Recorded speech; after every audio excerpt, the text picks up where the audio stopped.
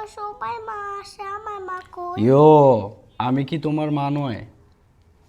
তুমি জানো পাপা তোমার মা কোথায়? তোমার মা হচ্ছে চাঁদ, দেখো না, চাঁদের মাঝে একটা তারা জলে নিবে সেইখানে তোমার মা পাপা। পাপা তোমাকে একটা গল্প বলি আমি, শোনো তুমি।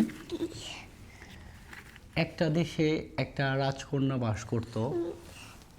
সে ছিল অনেক সুন্দর। সেই রাজকন্যাকে দেখলে আমি দুনিয়া সব কিছু ভুলে যেতাম। সেই রাজকন্যাই ছিল তোমার মা।